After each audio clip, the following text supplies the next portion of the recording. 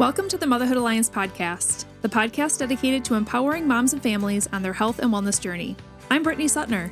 And I'm Drea. Together, we're here to explore holistic approaches that go beyond conventional medicine. Each week, we dive into topics that matter most to you. Everything from nutrition and mental health to alternative therapies and natural living. And whether you're a new mom navigating the early stages of parenthood or a seasoned pro looking for new ways to support your family's well-being, you're in the right place. Even better, all of our guests are local small business owners who you can actually talk to and work with. You can learn more about today's guest and connect with hundreds of other health and wellness professionals through our informative and easy-to-use directory at motherhoodalliance.com. Before we get started, keep in mind that this podcast is for informational and educational purposes only and is not a substitute for personal healthcare advice. Please consult your healthcare provider before making any changes based on the podcast content. Thank you for joining us on this journey. Are you ready to help your family thrive? Let's get started. Hi, we are Brit and Drea from motherhoodalliance.com, and we are excited to welcome you to a 4-episode series with Dr. Rachel Tippins, the owner of Flow Family Chiropractic in Kaukauna, Wisconsin. Dr. Rachel was introduced to the chiropractic field when she was a teenager, and she quickly fell in love with the concept of the body healing itself and a career that could support it to do just that. Fast forward to today, and Dr. Rachel now owns a laughter-filled and kid-friendly practice that specializes in pediatric and perinatal care. She says that her biggest passion is to empower pregnant moms through their perinatal journey, as well as supporting families in the postpartum transition and seeing them flourish when their bodies are functioning optimally. In our first 2 episodes together, our conversations answer some of your most common questions for chiropractors as we discuss Chiropractic 101, myths, facts, and everything in between in episode 1, and aligning your mind and body, the anti-stress power of chiropractic care in episode 2. In our 3rd and 4th episodes together, we dive into the more specific topics of like how chiropractic can help your kids thrive and how chiropractic can be a huge supporter for women before, during, and after pregnancy. With that said, even if you don't have kids or are not in the childbearing years, we bet you know someone who is. So please share these episodes with them. Dr. Rachel is such a fun person, and she brings so much of her natural joy, energy, and passion to these episodes. Let's dive into today's conversation. Hey guys, welcome back to the podcast. We're excited to delve into chiropractic care in pediatrics with Dr. Rachel. This is so exciting to have you here. We have had some amazing conversations in previous episodes. Make sure you guys go back to those. So good. Okay, so let's talk about kids. Let's just talk about newborns right away because you have specialties in this. Like this is part of your passion. You love doing this. Yeah, absolutely. And so let's just first talk about like, I think one of the big questions is like, is it safe for my newborn to get adjusted by a chiropractor? Yeah. Yep. That's a great question and a question that we talk to a lot of parents about. And the answer is yes, absolutely. I mean, chiropractic as a profession in general is a very conservative approach. But especially in the pediatric realm, there's a couple different like things to note on here. First of all, finding a chiropractor that is specialized in taking care of kids and newborns and has specific extensive like post-grad training in taking care of kids and newborns is the first important thing because babies and kids aren't just tiny adults. Their bodies are functioning very differently and they're growing very differently. So we need to take a very specific and safe approach to adjusting them. That being said, kids adjustments, and especially with infants, we don't use any pressure more than like the amount of pressure you would use to test the ripeness of an avocado or a tomato. So with infants, a lot of the adjustments that we're doing, I use like my very tip of my fingers and I'm just holding a slight little bit of pressure, maybe doing a little bit of like vibrational movement, kind of feeling around in there, some very gentle ranges of motion, no twisting of the neck or body, any of that way, shape or form. It's very safe and very gentle and very light approach. So What are the benefits? Why would you want to have a newborn see a chiropractor? Yeah. And how early too? Yeah. Both very, very great questions. So there is never a time too early. I mean, we see kids and babies that come or like at postpartum moms and babies that come like within days after like giving birth. And the big part of that is because birth is hard. Birth is hard for mom. Birth is hard for baby. Even in like the best circumstances, there's still like up to like 100 or more pounds of pressure that is put put on like a baby's neck and body as they're being like pushed and pulled through the birth canal. And I mean, think about like the pressure of the uterus, like just contracting and pushing down and like pushing baby through and transcending through the birth canal. It's amazing, but it needs to happen. And we have to have a lot of pressure to be able to get baby out through like just a small area. And so that puts a lot on their little bodies and on their little like skulls and their bones and everything, their little necks. Well, and I even think about just being cooped up in a ball for 9 months. Yep. You know, and 100%. Especially if you're and then there. like that first like stretch. Oh, Exactly. Yeah. In our last episode, we talked about physical stress and the macro traumas and the micro traumas. Macro trauma for baby, like those big stressors, boom, in that moment, like birth is a big one. So there's a lot of pressure that's being put there. But then on the micro trauma side of things, those little like repetitions. So being like cooped up, and especially in like that third trimester, like most of baby's development has happened by that time, but their job is to pack on the pounds and to get big. So, cause they're going to lose that continuous feeding loop, and their job is to like get big. So they get jammed in there and cooped in there. So yeah, absolutely. And so what are the benefits then of coming to chiropractic? So like we talked about stress in our last episode and how stress can impact our nervous systems. So that's a big part of like where we start from. If we can start keeping our body in like a healthy, or if we can keep our body in a healthy state, and start there from the beginning, it helps to like not have to unwind the gunk and unpack that as they age. So getting adjusted like right away from birth can help get their nervous system as functional and adaptable as possible.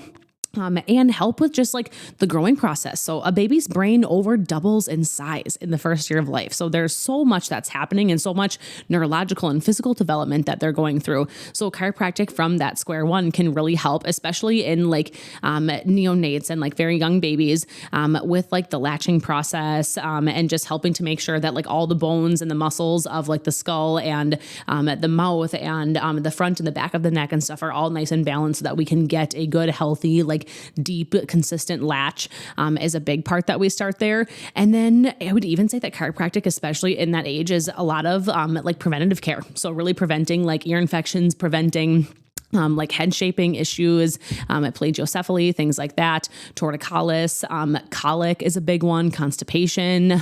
We see a lot of babies that just like come in and mom and dad don't necessarily have like a distinct like diagnosis or anything, but they just seem uncomfortable. Like my 2-month-old is just like not happy and not content. And it just like makes life a lot more difficult, and latching can play a major role in that. But sometimes it's just that they're activating more of that fight or flight response in their nervous systems, and which as infants, we are born a little bit more heavy and dominant into that fight or flight response, because we don't have like the skills and like capabilities to be in like a resting, like calm response. So we need to have a little bit more like protection response within our body. But that's then a big part of like where that bonding time with mom and like skin to skin and all that comes into play. But then chiropractic is an amazing foundation for that, to make sure that those stressful moments from like the birth process, we're able to handle and heal and adapt from.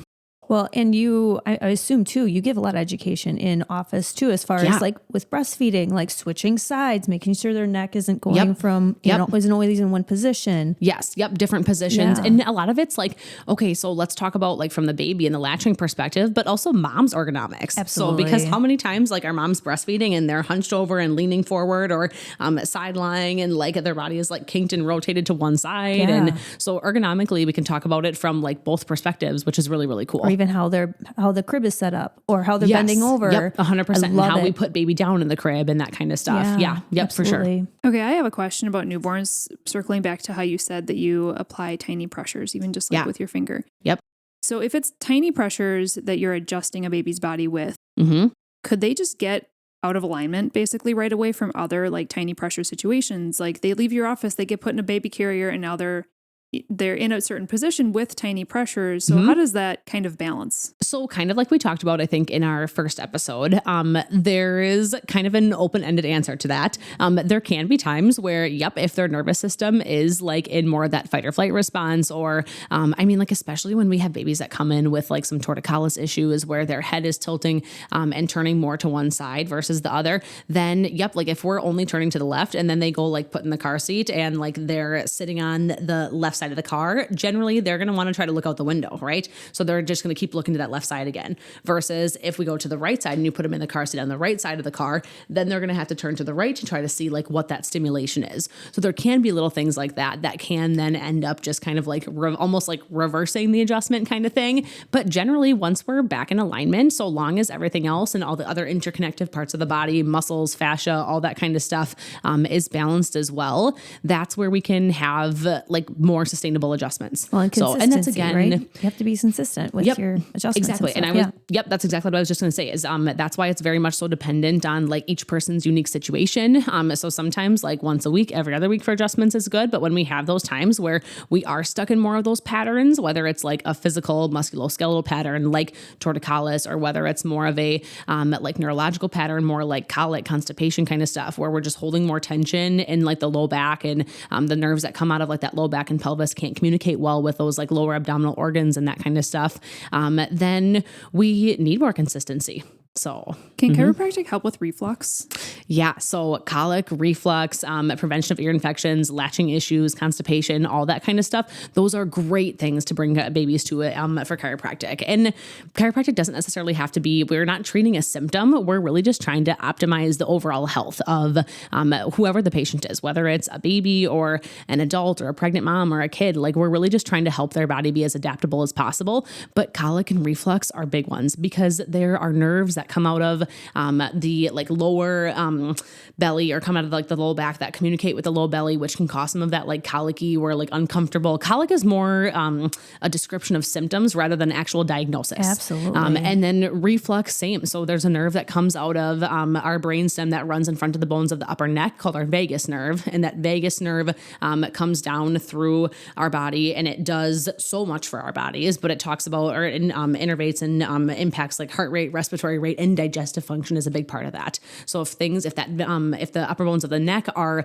imbalanced and that nerve can't communicate well, we can have some reflux issues there. And that's also where we work on some different like valves and diaphragm work and things like that as well. Well, we did have an episode too of we talked to a myofunctional therapist, and she talked about the vagus nerve that's right at the top of your mouth and how that all affects your body too. It's just so amazing how our body is so interconnected. Oh my gosh! And how we, you know, as parents too, we should be looking to have a team, right? Yes, 100%. So having chiropractic in your corner as a baseline is so great. Yes, and having that chiropractor who can educate you on this kind of stuff is so amazing too. Yeah, and have resources like you just said. I am like such a firm believer in like a well-rounded team approach. I mean, it takes a village to raise a baby, but it also takes a village to raise a mom. And making sure that like the mom is well-rounded and well-supported in all those different avenues. And I think that that's, I actually just heard that on a podcast I was listening to this morning, is that a mom on the podcast was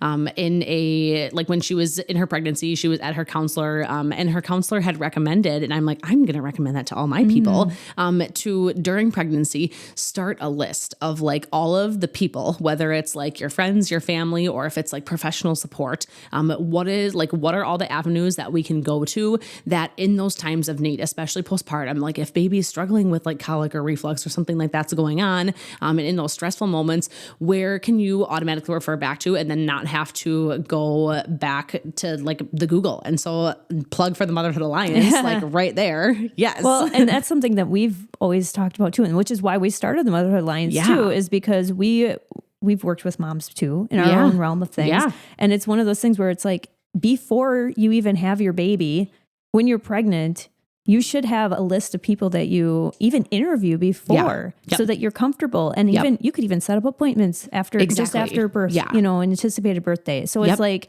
just understanding who's in your corner, who you vibe with. Having those relationships built, I think, ahead of time makes reaching out and asking for help, like in those postpartum days, so much easier. Well, and getting out of the house with a newborn, you know, it's hard. So then you're already kind of, you've met the person, you're already like comfortable with how the flow is going to go.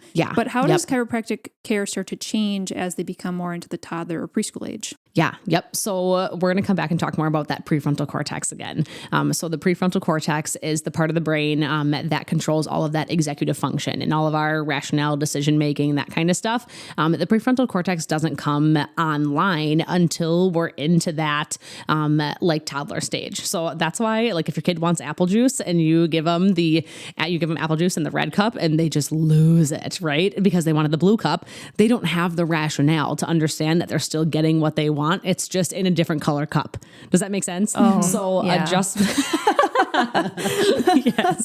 Adjustments to help optimize and start to bring that prefrontal cortex online and wake that up so that we can make sure it's communicating well with different parts of the brain and different parts of the body is an amazing foundation. So, and just like emotional support. I mean, I would say that like in that toddler range, a lot of what we see a lot of toddlers and families for is just helping support emotions, because every emotion is valid, but not every reaction is valid or safe. So learning how we can regulate that is huge. Another big piece of toddlers and preschoolers, at least it was my kids, I don't know about anybody else, but like the boogers are nonstop. So Yes. Are you in office? I think I know what you're going to say, but are you in office where most offices are like, your kid's sick, keep them home? Are you like, your kid's sick, bring them in? Yes, Okay. 100%. Yep. So chiropractic in its nature is really helping support your nervous system function, and your nervous system controls your immune system. And when your nervous system, there's been research that has shown that when your nervous system is functioning more in that fight or flight state,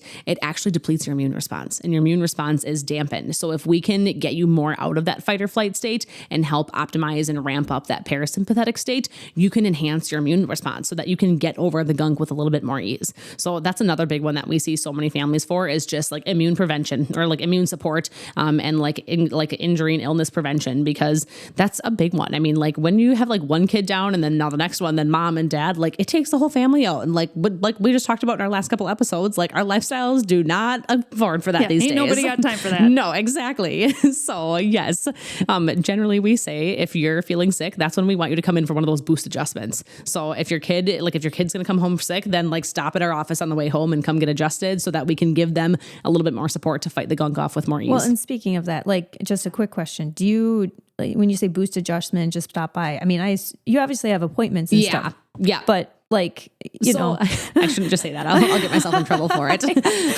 But no, we say like in those moments, send us a text or give us a buzz. If we can squeeze in, especially like kids, like generally kids adjustments are like pretty quick. If we can squeeze a kid in for an adjustment between a couple other visits, we will. Otherwise for sure, like end or beginning of another shift or somewhere we can like try to get them in. So you're just to give them a little bit them. extra support. Yeah. Yep. The one thing I always have to say is the caveat, like anything that is contagious by touch is our other like, nope, can't do it. So like chicken pox, hand, foot, and mouth, pink eye, because I'm touching people and then I don't want to be a carrier, then touch someone else kind of thing. But if it's like those, all the like general colds, flus, that kind of stuff, yep, for sure come in. I mean, we clean, we sanitize, that kind of stuff. We do a lot to support our own immune system. So yeah. I actually do have a question, kind of going back a little bit younger again, but I was just thinking about how in our last episode, we talked a lot about stress and how physical stress can be a big piece. Yep. What are your thoughts on things like boppies and swings and like the bumbo stools and stuff like that? Because that's obviously going to be more of a physical stressor. Yep. So what are your thoughts on those? So my caveat before I jump into this is that there is generally a time and a place for everything. And when you're a mom and you need to take a shower for 10 minutes, like you got to do what you got to do, and that's okay. But contain the child. Generally, and like do safely. So right. Yep, of course. So generally I would say like boppies for sure. Bumbos for sure are like a no-go. So, and like the jumpers, like the saucer kind of things, those I pretty much are like say are no-go. But generally I say don't put a kid into a position that they can't naturally be in themselves. So if your kid isn't already sitting on their own, don't put them into a bumbo to force them to sit.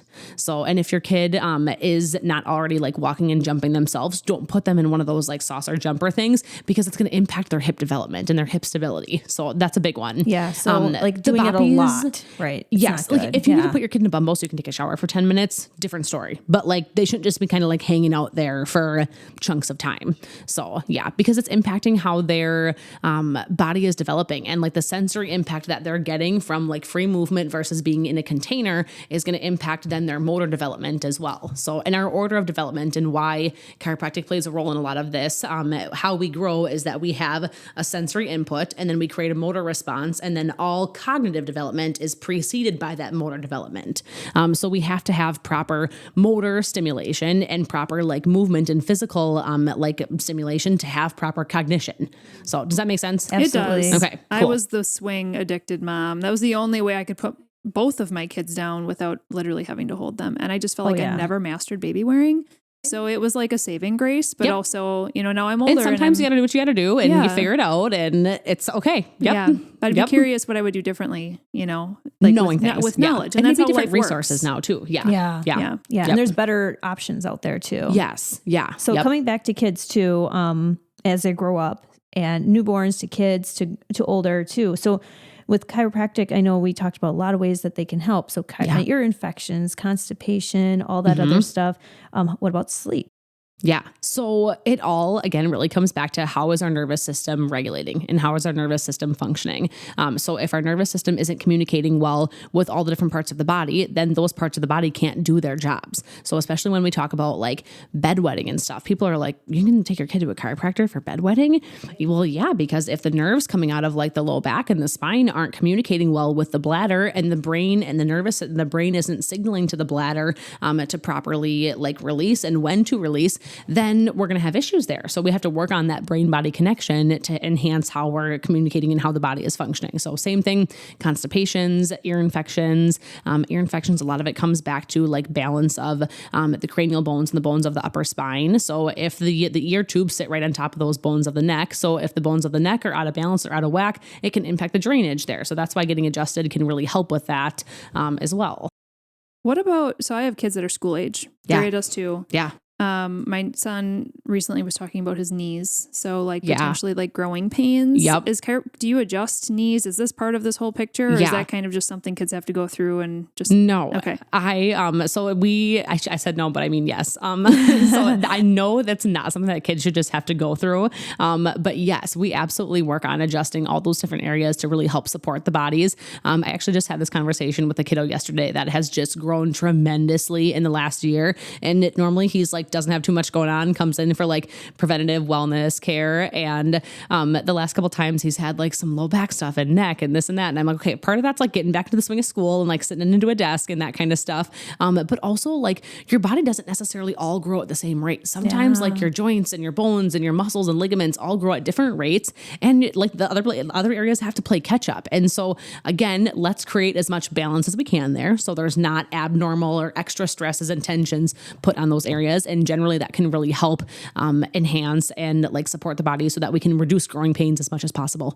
I feel like everything we've asked, like, can you help with this? Can you help with that? Can you help with this? Yes. Yes. Yep. Yes. We try. Yes. We do our best. And it all comes back to episode 1 of like, this is just bodily function. Yes, 100%. And that's exactly what I say. You will never hear me say that chiropractic treats anything. We don't ever treat like anything. I never say that. But chiropractic care helps to optimize how our body functions so that our body can function better and do what it's supposed to do and made to do.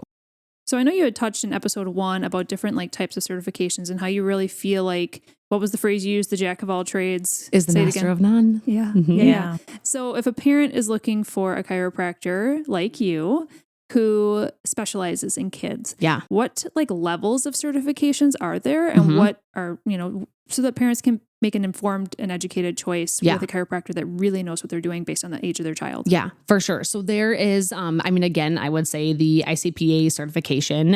So it's the CACCP certification is like one of the biggest things. So I'm currently working towards it. I still have a couple last like online seminars to go through there. But I think overall like experience in the chiropractic world and in the pediatric chiropractic world is most important. So, okay, right now I don't have my entire CACCP degree, but I did 2 amazing internships in 2 pediatric offices and saw kids and like was able to experience so much of this. And I've gone through multiple different trainings that help really go over the entire realm of how kids development happens, and going through like pediatric development classes. And I took every pediatric elective that was offered at my school. I was on the exec board for our pediatric club. So over the 3.5 years of school, I learned so much in that realm, and then was able to take that into like post-grad training as well. So it's definitely a lot more than just like, oh, one weekend seminar kind of thing. Like you're not just certified suddenly in like adjusting kids kind of thing, but really like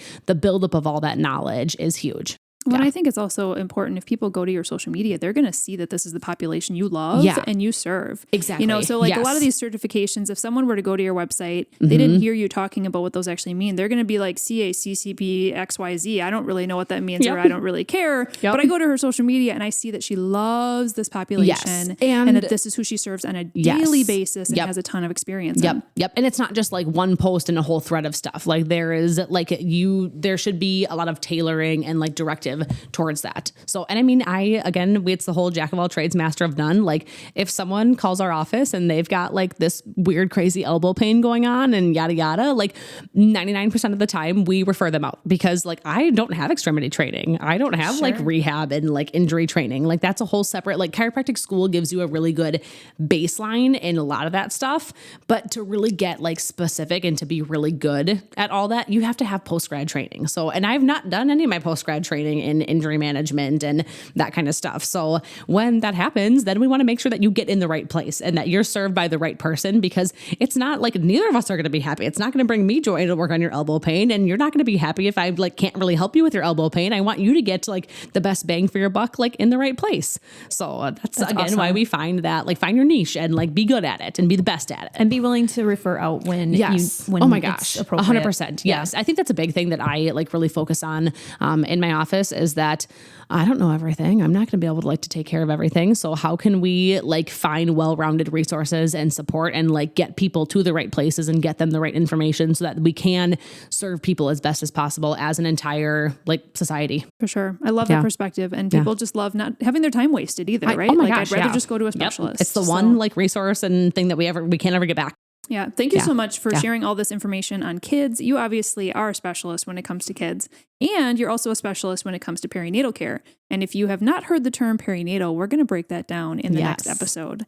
So Rachel, what is your website again so people can look you up? flowfamilychiropractic.com. Pretty easy. Yep. Well, we'll be back in the next episode. Cool. If you enjoyed this episode, would you consider leaving a rating or review or sharing it directly with a friend who could benefit from the information? We know that you're a busy mom or caregiver, and our goal is to make your life easier by bringing tips and tricks directly from experts into your earbuds. By sharing this episode with someone you love, you can play a critical role in helping to make their life easier as well. We appreciate your time, and thank you for being a part of the Motherhood Alliance family.